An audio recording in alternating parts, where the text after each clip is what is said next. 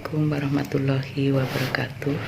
Selamat pagi, salam sejahtera untuk kalian semua. Alhamdulillahirabbil alamin.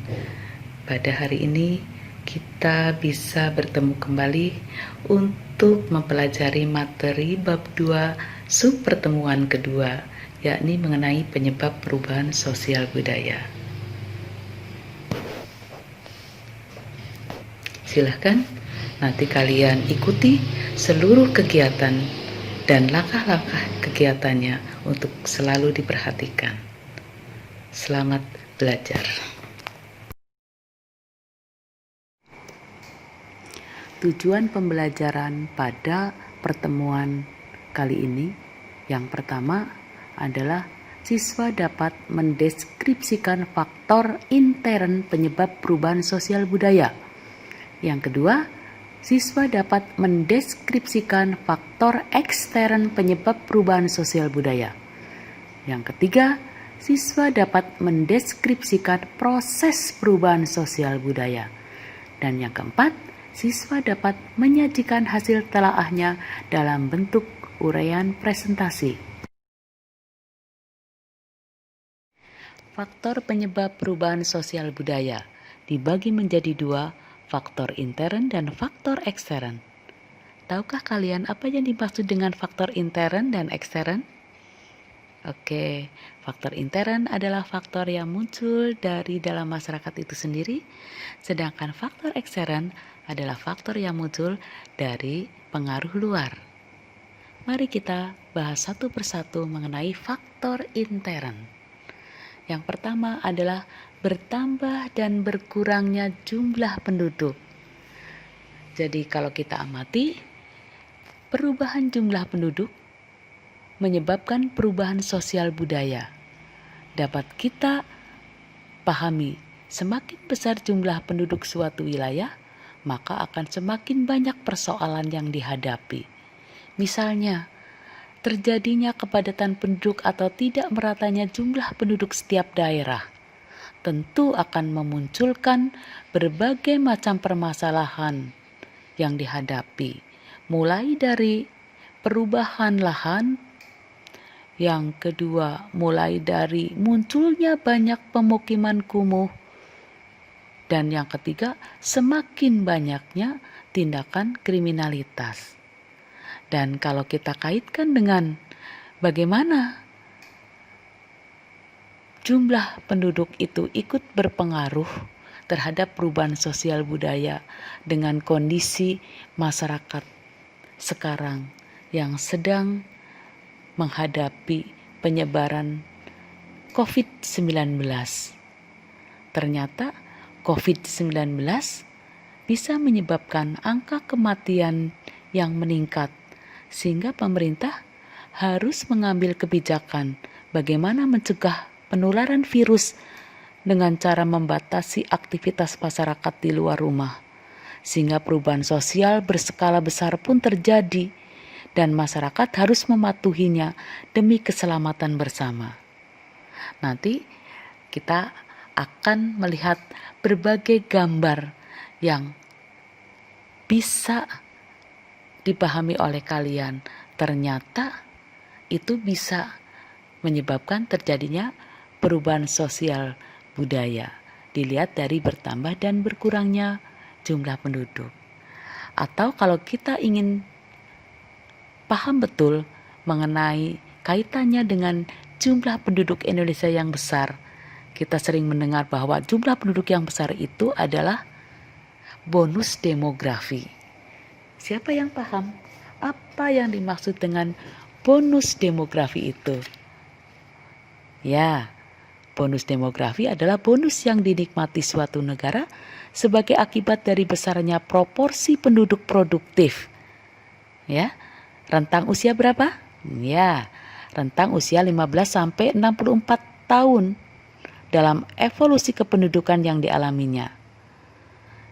Proses pengelolaan bonus ini dilakukan dengan cara pemerintah menata kebutuhan sarana dan prasarana kehidupan bermasyarakat, berbangsa dan bernegara yang disesuaikan dengan kebutuhan penduduknya. Tetapi harus juga menghadapi permasalahan sosial yang terjadi akibat jumlah dan komposisi penduduk yang tidak seimbang. Harus mendapatkan penanganan yang tepat, harus mampu menyiapkan generasi muda yang berkualitas tinggi, bagaimana sarana pendidikan, sarana pelatihan, sarana kesehatan, penyediaan lapangan kerja, maupun investasi.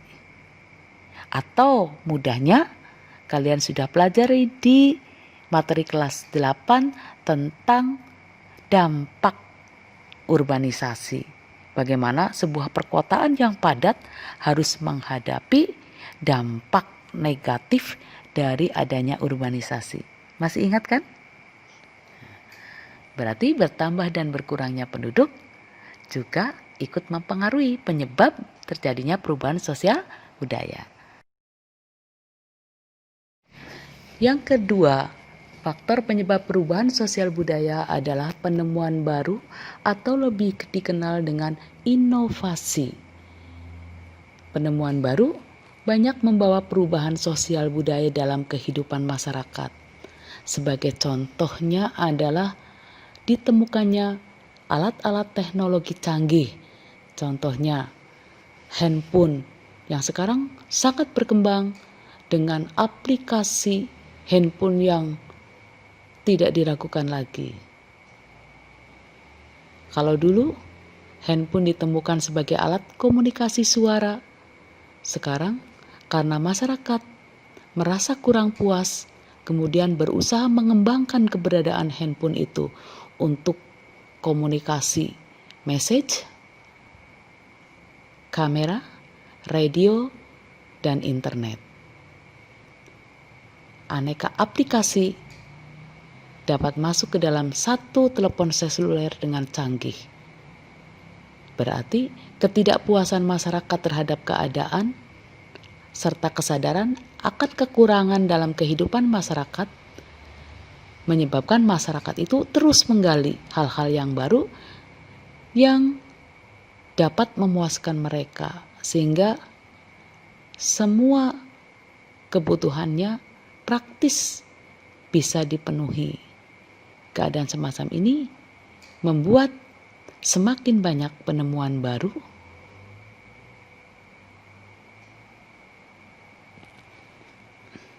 akhirnya penemuan baru memang banyak membawa perubahan sosial budaya. Coba kalian baca kembali halaman buku paket halaman 99 sampai halaman 100. Bagaimana penemuan handphone ataupun internet yang sekarang sudah semakin canggih. Faktor intern penyebab perubahan sosial budaya yang ketiga adalah konflik atau pertentangan.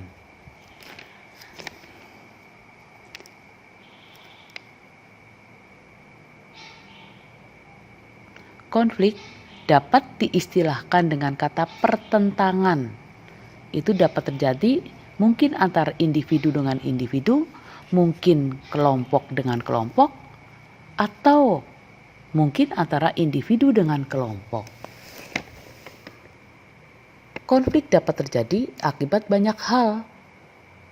Pada dasarnya karena adanya perbedaan. Mungkin perbedaan kepentingan, mungkin perbedaan pendapat, mungkin perbedaan kebudayaan, atau perbedaan antar individu. Hal ini bisa menyebabkan terjadinya perubahan sosial dalam masyarakat. Karena memang perubahan sosial dan konflik itu adalah dua hal yang saling berkaitan. Ketika dalam masyarakat terjadi perubahan sosial budaya yang cepat, hal ini dapat mengubah nilai-nilai yang ada di dalam masyarakat. Sebaliknya, konflik yang terjadi dalam masyarakat juga dapat memunculkan terjadinya perubahan sosial budaya.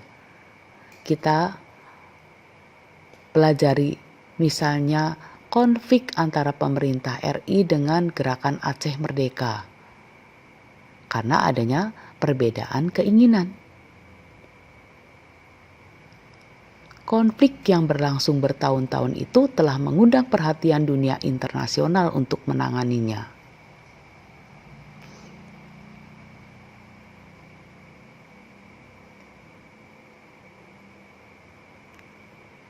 Penyelesaian konflik telah menyebabkan terjadinya perubahan sosial budaya, yakni kesepakatan untuk saling berdamai.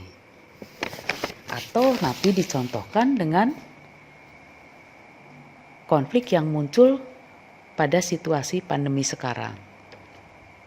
Masyarakat mengalami perubahan interaksi sosial yang berdampak dalam kehidupan sehari-hari. Bahkan bisa terjadi konflik dengan adanya pembatasan wilayah untuk menghindari penularan COVID-19. Nanti kalian amati mengenai munculnya gambar demonstrasi, gambar masyarakat yang kena PHK, dan lain sebagainya. Penyebab perubahan sosial budaya yang keempat adalah pemberontakan atau revolusi. Ibu hanya memberikan salah satu contoh dalam sejarah kita saja bahwa revolusi bisa menyebabkan terjadinya perubahan sosial budaya. Contohnya adalah ketika Indonesia mencapai kemerdekaannya tanggal 17 Agustus 1945. Itu pertanda bangsa kita menjadi bangsa yang merdeka, bangsa yang bebas dari cengkeraman penjajah, serta telah dapat mengubah struktur pemerintahan kolonial menjadi pemerintahan nasional yang kemudian dapat diikuti dengan munculnya berbagai perubahan, mulai dari sistem politik berubah, sistem sosial, sistem ekonomi, maupun sistem lembaga keluarga. Kemudian, contoh kedua, Revolusi Mei tahun 1998. Ketika dimulai dari munculnya banyak demonstrasi untuk menuntut turunnya Presiden Soeharto yang telah berkuasa selama 32 tahun. Setelah Soeharto mundur dan masa reformasi pun dimulai, terjadilah perubahan kepala negara, wakil kepala negara, struktur kabinet, dan bahkan perilaku warga masyarakat yang menjadi lebih berani untuk mengkritisi cara kerja pemerintah. Sekarang kita mempelajari faktor ekstern penyebab perubahan sosial budaya. Yang pertama adalah perubahan lingkungan alam. Tentu kalian bisa memberikan contoh perubahan lingkungan alam yang dapat menyebabkan perubahan dalam masyarakat. Sebagai contoh misalnya di kelas 7 sudah kalian pelajari bagaimana masyarakat yang tinggal di lingkungan pantai tentu memiliki pekerjaan sebagai nelayan. Tetapi suatu saat terjadi perubahan karena mengalami bencana tsunami, mau tidak mau mereka harus meninggalkan wilayah pantai untuk pindah ke tempat relokasi. Tempat tinggal mereka membuat mereka harus mengubah mata pencaharian mereka yang semula nelayan kemudian menjadi petani. Otomatis pola pikir dan perilaku mereka pun mengalami perubahan. Mungkin contoh yang lainnya dapat kalian pelajari ataupun amati. Semakin banyaknya pemukiman penduduk, otomatis lahan pertanian menjadi sempit. Banyak petani yang kehilangan lahan untuk bertani, maka terpaksa membuat mereka kemudian beralih pekerjaan menjadi buruh pabrik atau yang lain. Faktor ekstern berikutnya adalah peperangan. Perang akan membawa perubahan besar dan kecil dalam warga masyarakat yang terlibat perang. Kita ambil contohnya perubahan sosial budaya yang terjadi akibat Indonesia dikuasai Jepang. Misalnya bidang sosial, pada saat itu kemiskinan dan kelaparan terjadi di mana-mana karena tenaga kerja produktif yang ada di desa dipekerjakan pada beragam proyek kepentingan Jepang, sehingga masyarakat desa mengalami krisis sosial. Di bidang ekonomi, rakyat pun mengalami kesulitan karena sumber daya dan hasil-hasil pertanian dipergunakan untuk kepentingan perang Jepang. Di bidang politik, ada pemanfaatan kesempatan para tokoh nasionalis untuk mempersiapkan kemerdekaan karena pemerintah Jepang melibatkan para pemimpin dalam beragam organisasi. Demikian juga di bidang budaya. Pada saat itu, Jepang melarang berkembangnya kebudayaan Barat, membawa efek positif sehingga bahasa Indonesia berkembang luas. Faktor ekstern penyebab perubahan sosial budaya berikutnya adalah pengaruh kebudayaan masyarakat yang lain. Kebudayaan dalam masyarakat mempunyai kecenderungan untuk saling mempengaruhi.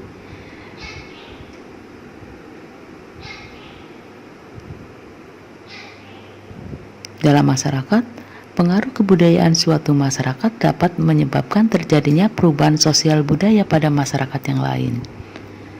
Hubungan yang terjadi dapat menimbulkan pengaruh timbal balik. Suatu masyarakat, kita ketahui, dapat mempengaruhi masyarakat yang lainnya, tetapi tentu juga dapat menerima pengaruh dari masyarakat yang mempengaruhinya. Nanti dapat kita perhatikan dari berbagai macam contoh mengenai proses pengaruh kebudayaan lain yang menyebabkan terjadinya perubahan sosial budaya, antara lain difusi, akulturasi, asimilasi, penetrasi, invasi, dan milenarisme.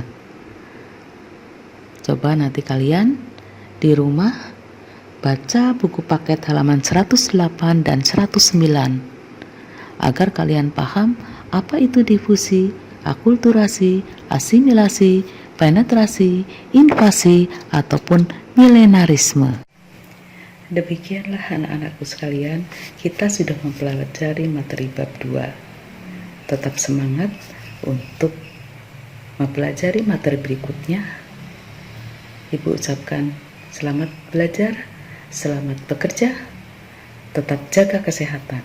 Wassalamualaikum warahmatullahi wabarakatuh.